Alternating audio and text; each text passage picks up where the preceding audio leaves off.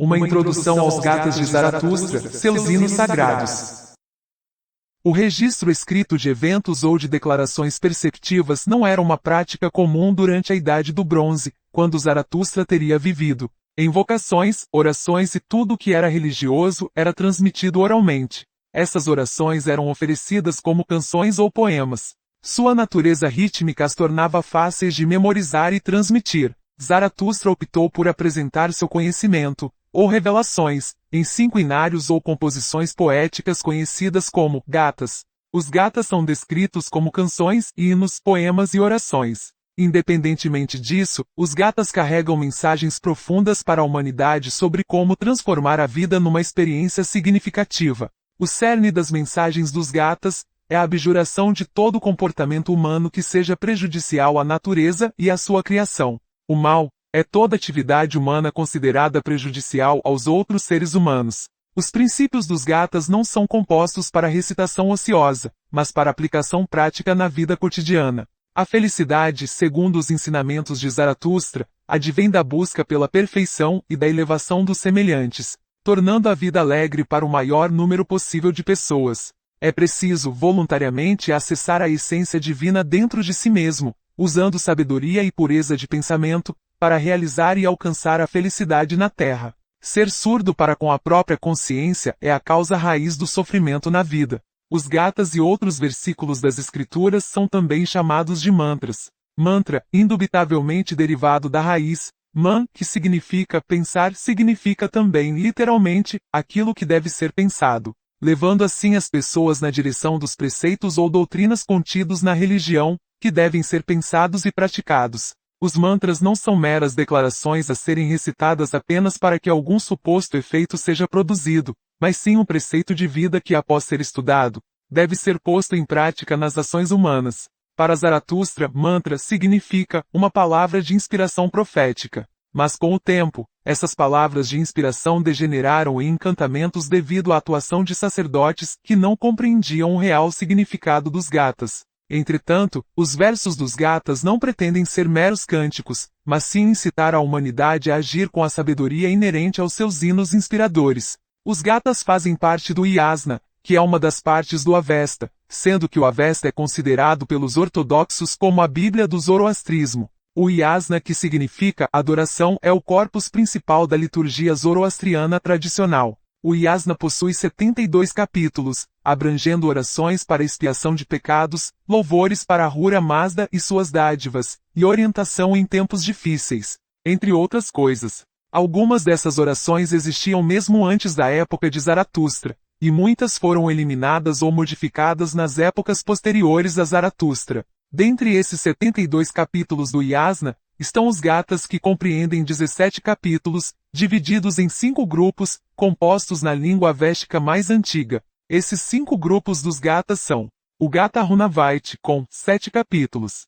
o Gatha Ustavaiti, com 4 capítulos, o Gatha Spentameniu, com 4 capítulos, o Gatha Vohuhachatra, com 1 capítulo, e o Gatha Vahistoishi, também com 1 capítulo. Os nomes de cada grupo dos Gathas são baseados nas palavras de abertura de cada capítulo inicial de cada grupo. A palavra Gatha tem sua raiz em canções ou versos adotados para cantar. O orientalista alemão Martin Haug afirma que o termo Gatha é bem conhecido nas literaturas bramânica e budista. Denota uma estrofe principalmente de um improvisador, na qual um fato histórico é descrito, um sentimento é expresso ou uma instrução é dada. A palavra Gatha tem extrema semelhança com a palavra Gita, do sânscrito, que também significa canção, cantado, louvado em canção, ou sublime canção. O termo Gita aparece no poema Bhagavad Gita, considerado um resumo das ideias filosóficas e espirituais dos Vedas hindus. Quanto ao conteúdo dos Gathas, eles contêm, em parte, versos isolados que foram reunidos muito depois da época de Zaratustra, e, em parte, contém discursos métricos contínuos. A característica mais notável dos Gathas é que eles nunca fazem alusão a cerimônias ou rituais, diferindo, portanto, amplamente de todos os outros livros do Avesta. A propósito, muita confusão se faz sobre o Avesta, ou Zendyavesta, e as línguas usadas na sua escrita. As escrituras zoroastrianas são erroneamente chamadas de Zendyavesta, quando o correto seria apenas Avesta.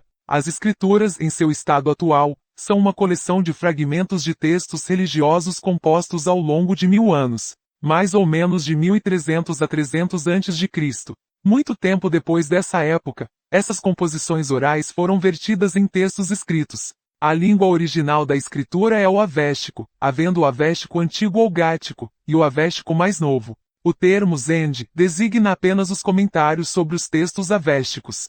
A língua do Zend, ou seja, a língua desses comentários, é o Pahlavi, ou persa médio, que era escrito com caracteres aramaicos. Os textos em Pazend são as notas explicativas dos comentários Zend, transcritas do persa médio ou Pahlavi para o alfabeto avéstico denominado Dindabire, pois o Pahlavi era escrito com caracteres aramaicos. Assim, as escrituras zoroastrianas são uma composição dessas três formas vernáculas, a saber, o avéstico, o Pahlavi e o Pazend. Sabe-se que apenas os Gathas e alguns poucos textos foram compostos em avéstico mais antigo, que não é o mesmo avéstico do restante do Yasna.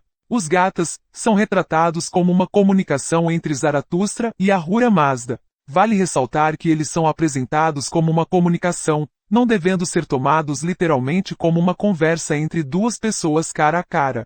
Essas composições líricas, os Gathas, são perguntas para Ahura Mazda sobre temas que deixavam Zaratustra perplexo na vida. Essas perguntas surgem da própria curiosidade intelectual de Zaratustra, assim como as respostas são revelações internas que lhe chegam através do uso de sua boa mente, ou Vohumaná. Assim pode-se dizer que Zaratustra se comunica com um ser sobrenatural, mas por meio do seu bom pensamento. Os Gathas estão repletos de uma riqueza de sentimentos de Zaratustra sobre uma vida boa, e instruções sobre como alcançá-la neste mundo, e no próximo. Como os Gathas ilustram claramente, Zaratustra enxerga Ahura Mazda através de sua mente. Isso não deve ser interpretado como se Zaratustra tivesse imaginações fantasiosas, mas sim que as respostas que ele consegue obter para suas perguntas são revelações profundas que emanam de sua extraordinária compreensão da ordem natural.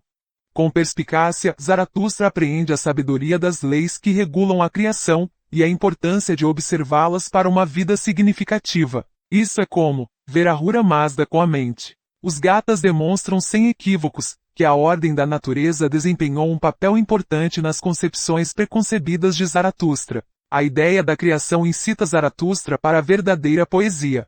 Zaratustra captou a proximidade do vínculo que une a lei natural com a moral. Alguns consideram os Gathas como as orações de Zaratustra dedicadas para Ahura Mazda. Outros consideram essa afirmação questionável. Orações são definidas como comunicações com Deus. Seja um devoto pedindo uma bênção a Deus ou agradecendo a Ele por favores recebidos. Dessa forma, orações seriam pensamentos verbalizados.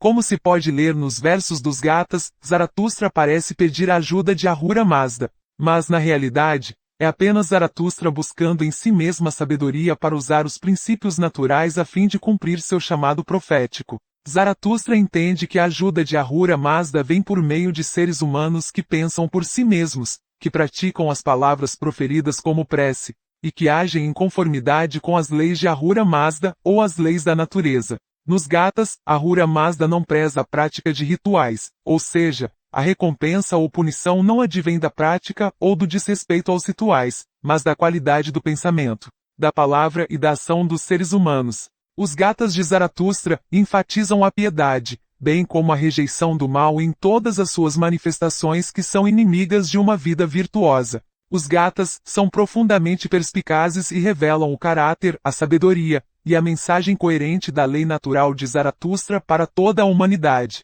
Os Gathas refletem a visão de mundo de Zaratustra e seus pensamentos, que são algumas das ideias mais profundas da história da humanidade. Contudo, a cronologia das composições dos Gathas não é clara. Várias perguntas surgem a respeito disso. Quando exatamente Zaratustra compôs esses versos? Em que circunstâncias? Ele compôs os Gathas todos de uma só vez? As pesquisas não fornecem respostas que possam ser comprovadas. Alguns estudiosos afirmam que as composições dos Gathas não são inteiramente obra de Zaratustra, e que algumas estrofes podem ser obra de seus seguidores. Essa teoria advém do uso da terceira pessoa por Zaratustra em alguns versos ao se dirigir a Ahura Mazda. Contudo, era bastante comum para os poetas da poesia persa antiga se referirem a si mesmos na terceira pessoa. Essa prática era uma convenção estilística e cultural, muitas vezes ligada a vários fatores. Embora o poeta fosse o criador da obra, referir-se a si mesmo na terceira pessoa podia denotar uma certa humildade, colocando a arte ou a inspiração acima do indivíduo. Ao se despersonalizar, o poeta podia dar um tom mais universal à sua mensagem, sugerindo que as emoções ou ideias expressas eram atemporais e aplicáveis a qualquer um, não apenas a ele. Era uma prática estabelecida na tradição poética, e os poetas frequentemente seguiam as convenções de seus predecessores e contemporâneos. Em muitos contextos da corte ou da sociedade, o poeta era visto como um instrumento da expressão de verdades maiores ou um porta-voz de sentimentos coletivos, e não apenas como um indivíduo isolado. Poetas persas como Hafez e Saadi, por exemplo, são conhecidos por essa característica em suas obras. Embora ocasionalmente utilizassem a primeira pessoa, a referência na terceira pessoa era uma ferramenta retórica e poética significativa. E Zaratustra não era exceção. O Dinkard, considerado a enciclopédia da religião zoroastriana, afirma que Zaratustra teve 7 conferências ou visões ao longo de um período de 10 anos. A primeira conferência foi com Ahura Mazda, e as 6 seguintes com os Amesha-Spentas, os atributos do próprio Ahura Mazda. Essas conferências não devem ser inferidas como encontros reais em carne e osso, mas sim visões ou revelações na medida em que Zaratustra adquire maior compreensão do funcionamento da natureza, e propaga o conhecimento adquirido utilizando sua boa mente. Ou Vohumaná. Na ausência de evidências definitivas de quando os gatas foram compostos, não seria exagero afirmar que os versos não foram todos compostos ao mesmo tempo. Parece que Zaratustra adapta seus versos aos seus objetivos. Na medida em que o fio condutor de sua missão avança, Zaratustra oferece estrofes gáticas apropriadas para iluminar a humanidade. O avéstico antigo, a língua dos gatas, por ser uma língua morta, aumenta mais ainda a complexidade de suas traduções. Estudiosos do avéstico e dos gatas, com base na filologia, têm auxiliado os zoroastrianos com uma sólida compreensão dos ensinamentos de Zaratustra. Ao examinar as diversas traduções disponíveis, um fio condutor da tradução e do significado por trás dos versos emerge, dando uma ideia do que Zaratustra transmitiu. A importância dos gatas, apesar de sua complexidade, é tamanha, que podemos afirmar que a forma original do zoroastrismo, as ideias filosóficas e religiosas de seu fundador, Zaratustra, e de seus primeiros seguidores, podem ser representadas, pelo menos em suas características gerais, com base nos textos dos gatas, e que tal vislumbre dos estágios iniciais, de uma das religiões mais puras e sublimes que já existiram,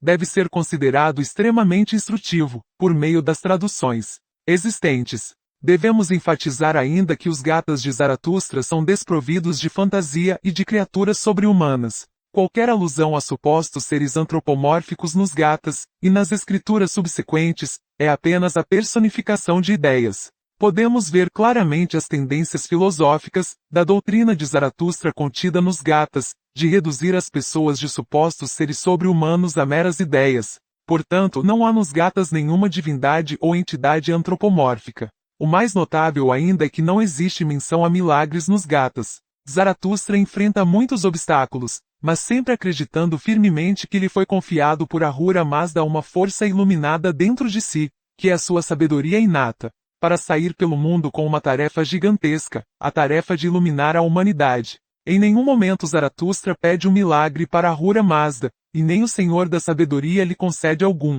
Não existe nada disso nos gatas. Zaratustra alcança seu objetivo por meios práticos e realistas. Zaratustra não acredita em um Deus caprichoso, ciumento, cruel e vingativo, que exige sacrifícios, e que a bel prazer muda suas próprias leis. As leis de Deus, Ahura Mazda, são fixas e imutáveis, e se aplicam a toda a criação. Ahura Mazda, enfim, não desrespeita suas próprias leis. E por hoje é isso, até o próximo vídeo.